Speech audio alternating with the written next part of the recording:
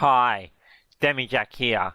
This is my review of Anno 1800. Let's get straight into the review, people.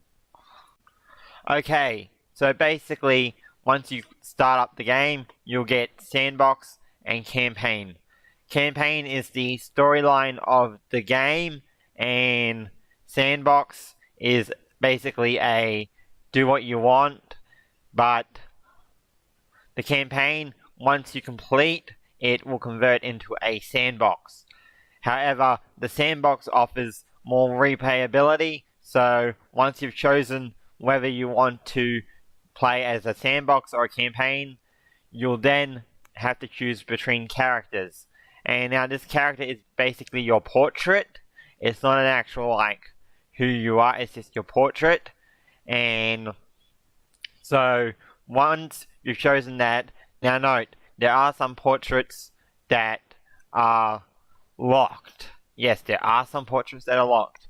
However, they can be unlocked through Uplay coins from the Uplay app thing, or they can be unlocked from owning previous Anno games. So I think that's a fun way to offer more portraits. And then you've got banners. The banner is basically what color your flagships will have banners be, and their sails and stuff. So it's nice and cosmetic.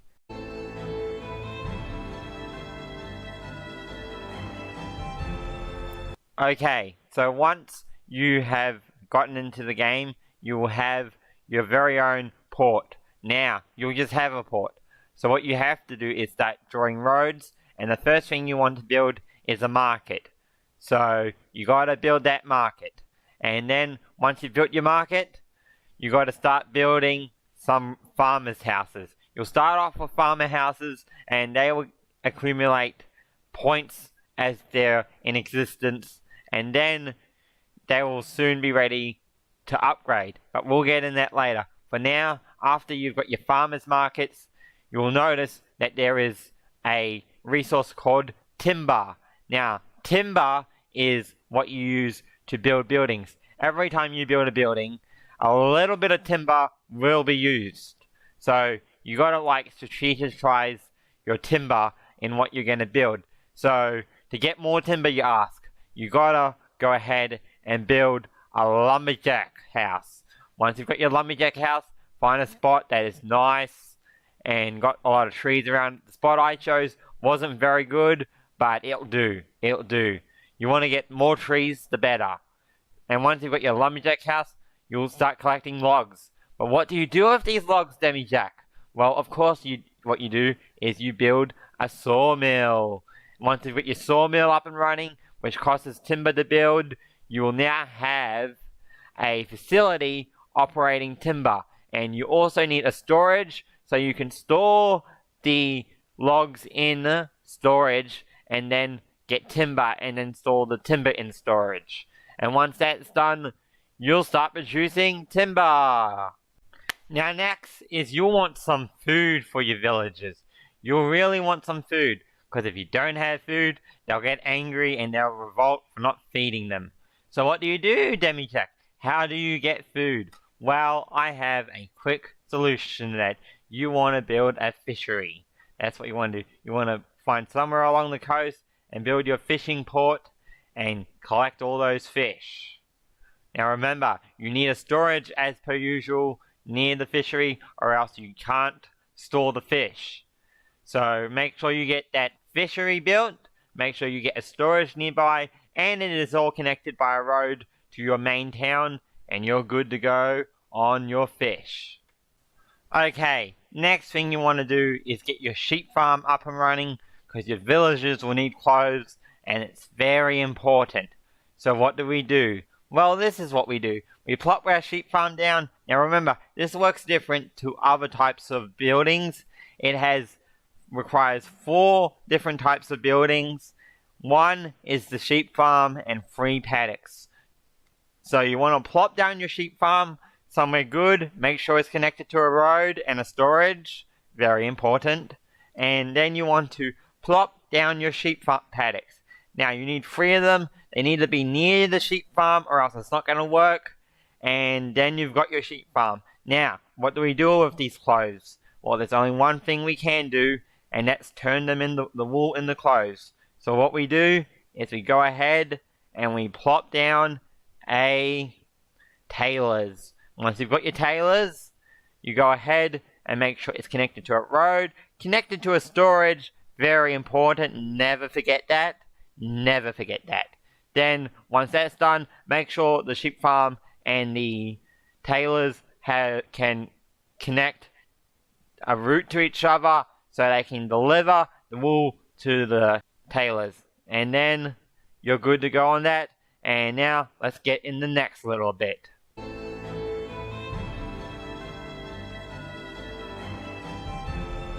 Okay, so Anno 1800. It is a very awesome game. I felt like as if I was in the 1800s while playing it. And I love the fact that there are many resources, and not all of them are even able to get at the start. You have to progress through the game to get the other resources. And the fact that your village or villages, if you have more on other continents, happen to have their own level. And as this levels up, the village becomes bigger and bigger, and more people move into it, the more stuff you can build. Like, eventually you'll be able to build brick factories and farm clay, and then soon you'll be able to mine iron, and the list just goes on and on from there. And the combat is pretty good, I gotta say. I mean, it's basically ship combat. I've seen the ship combat in the campaign. It was pretty good. And the quests are basically click on this, build this, just normal stuff that you would see in a city builder. And overall, this city builder, I see a lot going for it, and I like that you can hear the villagers talk in the game and all that stuff. Now, let's get into graphics.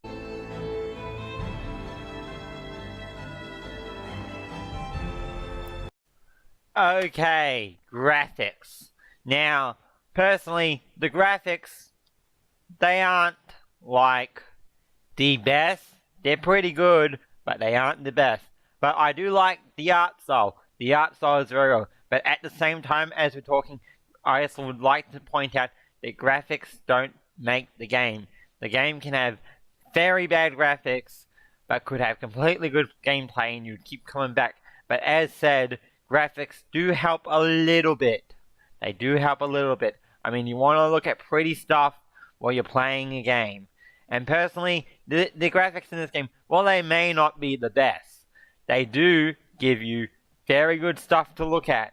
In fact, sometimes I didn't know if I was looking at a painting or an actual video game. That's as far as I go. That I would have to give the graphics a 10 out of 10. A 10 out of 10. Because at some angles it looks like a painting to me. And I very much like that. Now we shall get on to where to buy.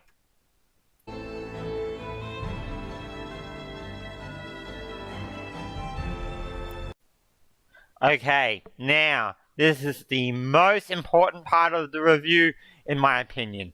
The most important part, because you want to know where to buy. Now currently, for Anno 1800, there is only 2 places where you can buy it from now. I got mine on Steam, but they don't sell it on Steam anymore because of the Epic thing. So, where can I buy it? Well, you got 2 choices. You've got the Epic Games Store, or you've got Uplay. Now, personally, I would recommend Uplay over Epic Games Store because, yeah, the Epic Games Store is apparently good for gaming according to game devs. However, the thing does scan your computers, and I've said this multiple times, the thing does scan your computers, and I just wouldn't feel comfortable with something scanning my computer. So, personally, I would have to say, if you're looking to buy this game and haven't bought it yet, go to Uplay. Get it on Uplay. And so, yeah, that's where I reckon to buy.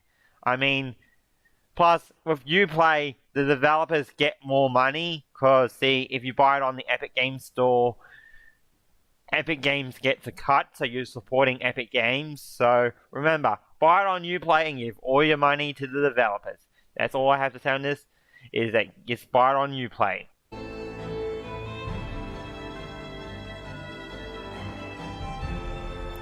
Okay, my final thoughts. Okay, the game is so beautiful, like legit, the artwork is so beautiful.